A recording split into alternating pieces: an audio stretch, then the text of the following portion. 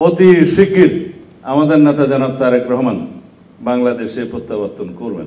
তার প্রত্যাবর্তন হবে বাংলাদেশে সবচেয়ে অবিস্মরণীয় একটি ঐতিহাসিক ঘটনা। আজকে দেখলাম কোথাও মিছিল দিচ্ছে, এক জায়গায় বলছে জয়, আর এক জায়গায় 1.5 মাইল দূরে দৌড়াতে দৌড়াতে যেয়ে বলছে বাংলা। তো এই হচ্ছে এখন আওয়ামী লীগের অবস্থা। তো সুতরাং এই অবস্থা থেকে যাতে তারা মুক্তি না পায় সেই রকম রাজনীতি বাংলাদেশে আমাদেরকে স্থাপন করতে হবে। সুস্থ ধারার সুন্দর গণতান্ত্রিক সংস্কৃতির চর্চা আমাদেরকে করতে হবে। সেটা আমরা শুরু করছি, আমরা চালু রাখবো ইনশাআল্লাহ।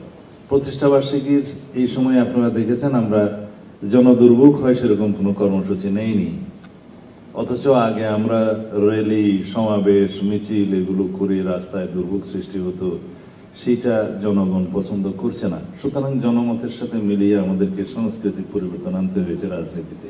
গণতান্ত্রিক ধারাবাহিকতার জন্য আমরা সংগ্রাম করেছি, ভোটাধিকার প্রয়োগের জন্য আমরা রক্ত দিয়েছি, আমাদের সন্তানরা শহীদ হয়েছে, গণ অভ্যুত্থান হয়েছে, ছাত্র গণ অভ্যুত্থান হয়েছে। প্রধান উপদেষ্টা তার ভাষণে বলেছেন যে ছাত্র গণ অভ্যুত্থানের মধ্য দিয়ে যে আকাঙ্ক্ষা প্রকাশিত হয়েছে সেই আকাঙ্ক্ষার বহিঃপ্রকাশ হচ্ছে এই অন্তর্বর্তীকালীন সরকার মানি। এবং ছাত্র গণ অভ্যুত্থানের মধ্য দিয়ে কি সাংবিধানিক ধারাবাহিকতা ক্ষুণ্ণ হয়েছে? হয়নি। আর্টিকেল 106 অনুসারে সাংবিধানিক ধারাবাহিকতার মধ্য দিয়ে প্রধান উপদেষ্টা এবং উপদেষ্টা মণ্ডলীর শপথ নিয়েছেন। আমরা এখন কেন ধারাবাহিকতা ক্ষুণ্ণ করতে যাব? কি উদ্দেশ্যে? অবশ্যই না।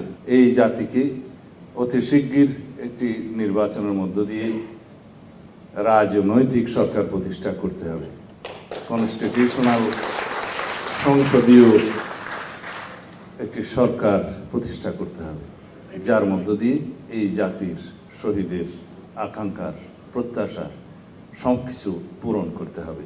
সেই লক্ষ্যে আমরা এগিয়ে যাই ইনশাআল্লাহ। আগামী 2026-এর ফেব্রুয়ারির প্রথমার্ধে রমজান শুরু হওয়ার সপ্তাহখানিক আগে অথবা তারও আগে বাংলাদেশে জাতীয় সংসদ নির্বাচন অনুষ্ঠান হবে। এর পথে যারাই কাটা বিছানোর চেষ্টা করবেন, যারাই বিভিন্ন রকম বিভ্রান্তিমূলক বক্তব্যের মধ্য দিয়ে বিভ্রান্তি সৃষ্টি করার চেষ্টা করছে, তাদের সকলের উদ্দেশ্যে নসিহত হচ্ছে আমরা এখন নির্বাচনী আবহের মধ্যে আছি। সারা দেশে নির্বাচনী আমেজ সৃষ্টি হয়েছে। অতি শিগগির আমাদের নেতা জনাব তারেক রহমান বাংলাদেশে প্রত্যাবর্তন করবেন। সেদিন বাংলাদেশের নির্বাচনের সমস্ত কিছু প্রতিষ্ঠিত হয়ে যাবে ইনশাআল্লাহ। আমি বলছি না নির্বাচন হয়ে যাবে, তবে আমরা বিএনপির পক্ষ থেকে সেই নির্বাচনের অর্ধেক কার্য ইনশাআল্লাহ সমাপ্ত করতে পারবো। সেটা কি? সারা বাংলাদেশে আমাদের নির্বাচনের প্রচারণা হয়ে যাবে।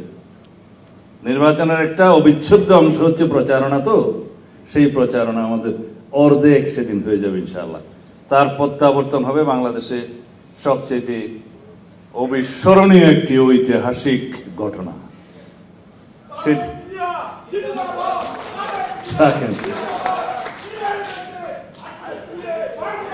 জনাব তারেক রহমান তার মেধা, যোগ্যতা, শ্রম এবং নেতৃত্ব দিয়ে তিনি বাংলাদেশের সর্বোচ্চ নেতৃত্বে প্রতিষ্ঠিত হয়েছেন।